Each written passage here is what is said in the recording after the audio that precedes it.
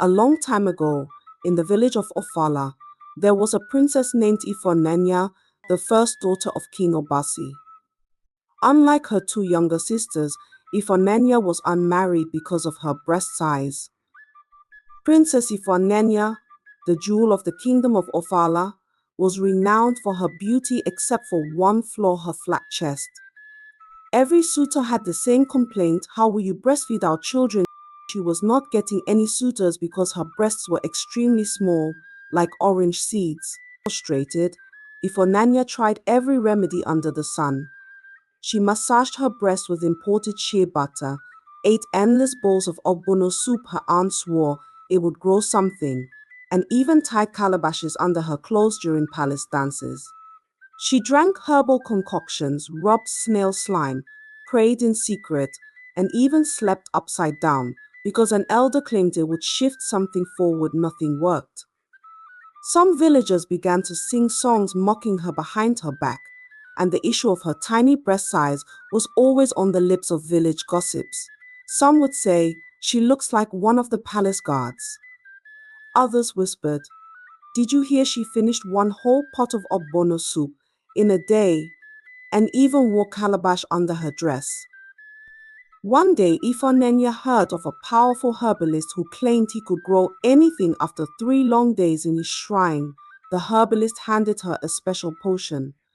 Excited, Ifunanya drank it, only to wake up with oversized feet instead of breasts, which made her even shyer to step out. King Obasi and his wife were troubled about their daughter's small breast size. Several times they tried to set up arranged marriages for her, but nobody was interested in a woman with tiny breasts. When the king grew tired of hearing about her rejections, he summoned the kingdom's best advisors to help fix her. One suggested a breast binding charm, another brought magical yam porridge, and yet another insisted she roll on the ground at dawn while chanting to the gods. After weeks of trying all the remedies, Ifunanya gave up. She was tired of all the efforts and began to accept that marriage might not be an option for her. She believed any man who agreed to marry her would do so for her status, not love. Ifunanya had always desired to be loved by whoever she married. The princess grew tired of being called names like Princess Blackboard or Princess Pancake. Although generally unhappy with her life, she found a bit of happiness in singing and dancing. Ifunanya was a fantastic singer and dancer. Often, she would hide in her hut and sing while dancing to the beats she made with her mouth. Whenever there were festivals, she would look for a lonely spot at the riverbank close enough to hear the music and dance to her satisfaction. She was always hiding because she did not want anyone mocking her. One day, during the annual festival between the 6 neighboring kingdoms, Ifunanya decided to find her usual quiet spot near the riverbank. Everyone else was preparing for the festivities, polishing their shoes, practicing their instruments, and perfecting their attire. Finally, Ifunanya found a spot where she could clearly hear the drums and flutes near the river. She began to dance, a wide smile on her face. Suddenly, she noticed the drumbeat growing louder than the rest. She ignored it, engrossed in her dancing, until the festival music stopped. Yet, the drum continued. Turning around, she saw a young, handsome man playing a flute and a drum with a huge smile on his face. The man stopped and asked, "Why did you stop dancing?" Embarrassed, she began running. The man followed her, but because she couldn't run fast enough, he caught up with her. "Leave me alone," she panted. "I am not yours to laugh at. Go away." The man looked at her kindly, confused. "Laugh at you? Why would I laugh at you?" he asked. "I got lost trying to get to the festival ground, and when I saw you dancing, I decided to play the flute and drum for you since you were enjoying it." Ifunanya hesitated, taking a closer look at his attire. She realized he wasn't from her community. She thanked him for drumming and directed him to the festival. However, the man insisted on continuing to play for her while she sang and danced. Without waiting for her approval, he began drumming again. Seeing that he wouldn't stop, she decided to sing and dance, thinking, "What do I have to lose?"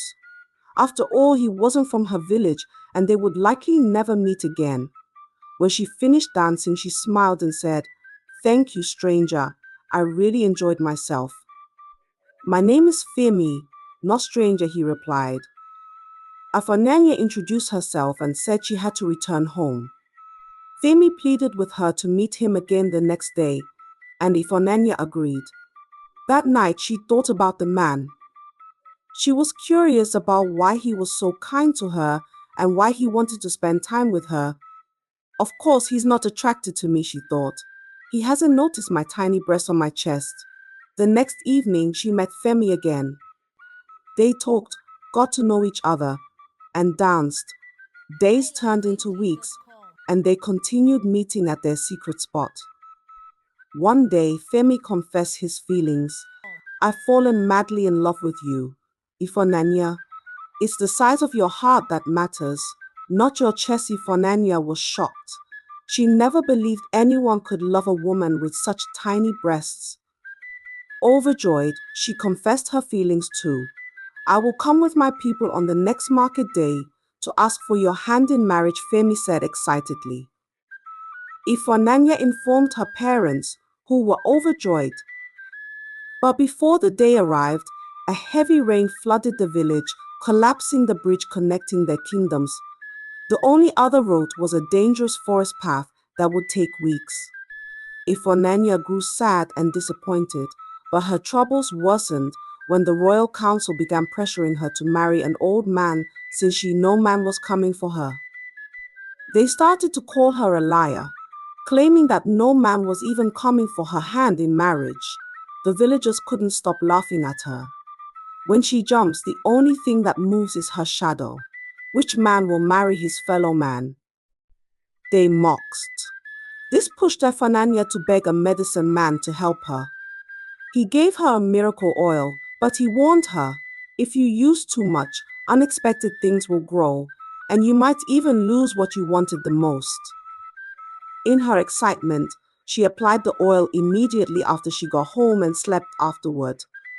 When she woke up, she realized her breasts had become fuller, heavier, and firmer, almost tearing her dress. She appeared as curvy as the villagers wanted. Suitors flooded the palace, praising her beauty. The oil worked wonders. Every man in the kingdom was now proposing to her. She could not believe it. Her breasts were almost as big as her three sisters. It was a dream come true. That wasn't the only thing that changed. Her backside had also become more defined, and her beauty was evident even to the blind. Wherever she went, men stared at her in admiration. Men who had never glanced at her in the past now couldn't take their eyes off her. Wealthy men among them began to approach her for conversations about marriage. Ifunanya began to feel on top of the world, and suddenly she felt too good for Femi. When the floods were over and the bridge was reconstructed, Femi went to their usual spot to wait for her because he knew she would definitely be there. When he set his eyes on her, he almost didn't recognize her. "Wow, my princess, I missed your beautiful smile," he said, but she ignored him, feeling too mighty to be in his presence. Femi thought she was only acting up because she had missed him so much, so he began to play the flute for her to dance. But she shouted at him, ordering him to stop the noise. "Mr. Man, I am not interested in whatever you are playing. I only came here to tell you that I am not interested in marrying you anymore, so don't even bother bringing your people," she declared. Femi was worried at her sudden change in behavior. "I know you have never been with a princess before, which is why you're always smiling like you haven't eaten for days. Look at me, we don't belong to the same caliber," she sneered. She stormed out of the place, warning him never to reach out to her again. Weeks passed and Femi kept sending messengers to Ifunanya to try to change her heart, but she ignored all of them. Instead, she entertained the long line of men who were chasing her for marriage. On the day before the event, she applied the entire bottle overnight. By morning, she prepared herself without looking in the mirror, confident that she was the finest woman in the whole kingdom. Warriors, farmers, traders, and many eligible bachelors made their way to the royal palace, preparing to win her heart. But when she was called out to greet her visitors, the men stared at her in shock. She wasn't what they had bargained for. Her breasts had become flatter than they used to be. Her ears had grown to twice their size, and one by one the men began to walk away, making their way home. She was disappointed in herself and had never been so embarrassed. When she was about to run away from the palace grounds in shame, her eyes caught a familiar face. She stopped and looked closely. It was Femi, but it wasn't the Femi she was familiar with. He was dressed like royalty, very different from the basic Ankara material he used to wear during their meetings. She stared at him for a while until a voice interrupted. "My prince, your wife is ready to leave now." She was stunned to hear the servant say, "Wife." Just like Ifunanya, Femi was royalty. His father was the king of one of the 6 kingdoms. But because he wanted to find true love, he would often disguise himself and play with commoners during festivities, not wanting to be treated specially by the other villagers. As Ifunanya watched Femi turn his back and begin to walk away with his wife, she realized that she had lost a good man who loved her regardless of her breast size. It was a shame because she never got the opportunity to find love again. Eventually, she had to settle as the 12th wife of an old rice farmer in a small village. The moral lesson of this story is that you should be content with who you are and value the people who love you for yourself. Greed and vanity can lead to regrets and missed opportunities. True beauty lies in character and humility, not outward appearances. If you enjoyed this tale, don't forget to like, share, and subscribe for more captivating African stories filled with lessons and inspiration. Join us next time as we journey into another unforgettable tale. Thank you for watching.